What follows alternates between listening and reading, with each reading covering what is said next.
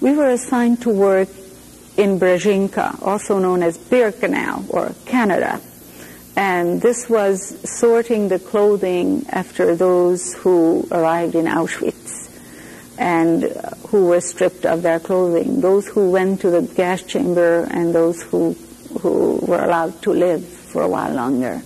Their clothes ended up in our sorting piles. And there were, one advantage to this job was that we were able to find some food once in a while and try to eat it when we were not watched. But on this job, we had there was a Hungarian guard who befriended my mother and my sister and talked in Hungarian to all of us who could speak Hungarian. Well, I was a little too timid to talk to him, but I listened many times when he talked, and he would talk about his grandchild in Hungary and that he was not in Auschwitz by choice. And he even showed pictures of his grandchild to us. I went to look at that picture. I remember a little girl about 4 or 5 years old, maybe 6, and with pride he showed us his wallet with this picture in it. Well, the reason I'm saying this is because this guard eventually saved my life.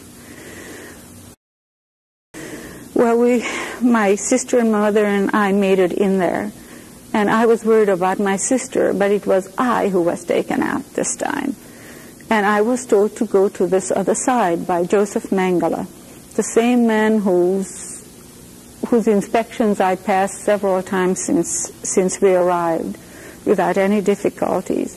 Did he talk to you? Was there anything what did he do, just look at you? No, he would say, turn around, if he had any suspicion about anything. And it turned around all naked, as we all were, and he'd say, go this way or go that way. And I was sent to join this small group, which kept growing, and there were 30 or 31 of us. I say 30 just to make it even in the end.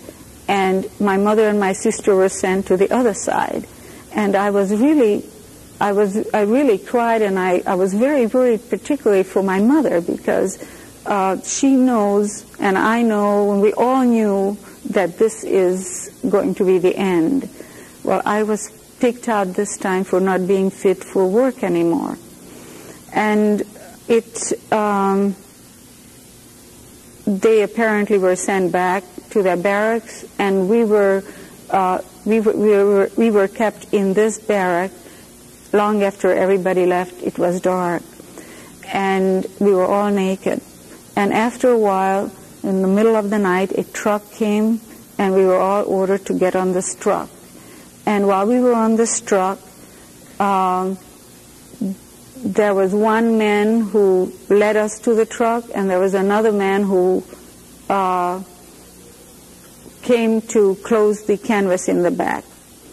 And this man who closed the canvas in the back was the same Hungarian guard who took care of us in Canada, who showed us the pictures of his grandchild and used to talk to us in Hungarian. There he was in SS uniform, and he... What was his name? Do you know? No. Okay. I could have known this at one time, and maybe it's somewhere in my subconscious, but I just will never know. But I can visualize him today. But just as he was closing it, he sort of looked in like that, and he saw me, and he said, "You too?"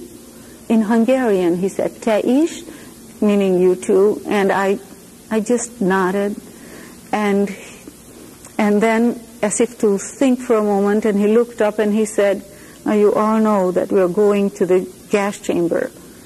Now whoever would want to could jump off on the way, but if you are found, you are not to tell of me, because if you tell of me, you and I both will be killed. Otherwise, I may be able to save other lives yet."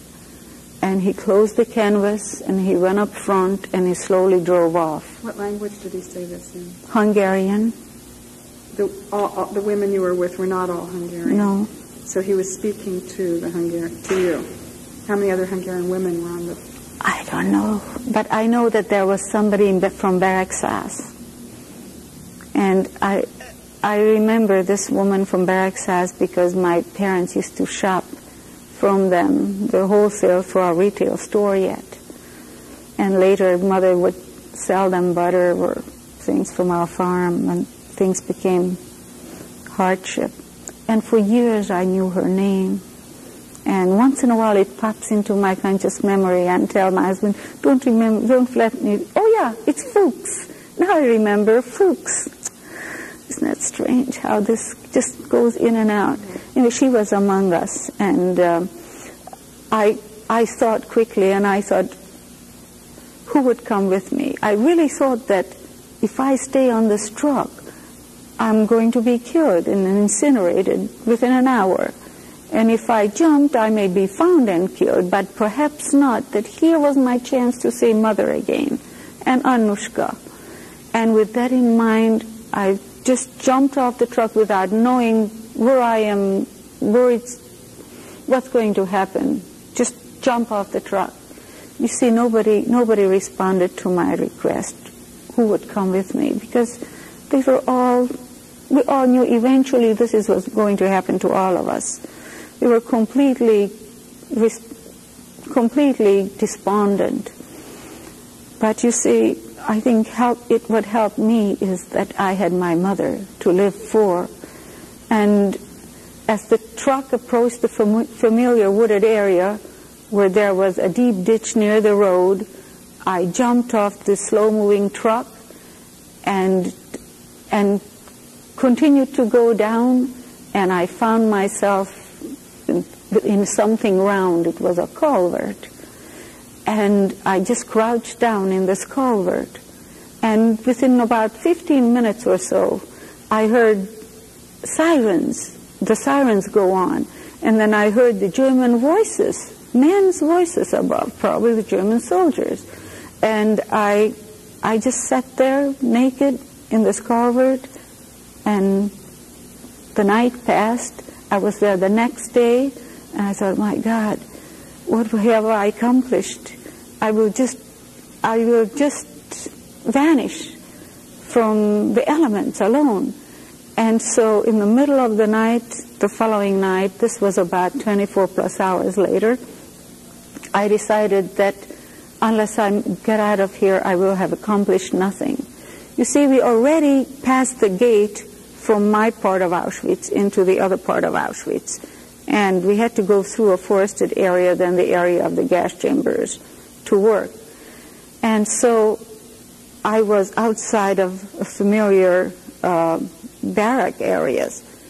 But I got myself up to the roadside, and I saw a tiny little star in the distance, a light like a tiny little star. And I really just followed that light, really not knowing if it would lead me to a safe place or straight into SS headquarters, because really, frankly, I lost my sense of direction. But I do believe that God must have been alongside me, and He led me into a barracks. And there I worried about somebody being at the door, which usually happens.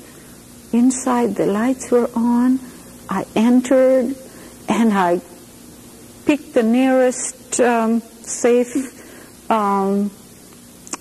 koya, we used to call it, and I climbed up to the third tier of a bunk. Koya means the bunk bed, and suddenly somebody woke up and started to scream, and I put my hand on my mouth. I said, my God, after all this, she's going to give me away. And I said, I'll explain to you my predicament. She came from a few miles from my hometown. We found ourselves later together through several camps and until I lost her. But her name was Lebowitz. It is a human being I will never, never forget. She gave me her overcoat, and I stayed there. The very next morning, when Sale-Appel time came, we were lined up, and there came somebody and sliced off, I don't know how many, and we were ordered to to go to the railroad platform. Well, at first I didn't know we were going to a railroad platform. I said, my God, only to go through another selection. And it so happened that the Germans were emptying Auschwitz because the Russian armies were nearby. Now, this I learned later.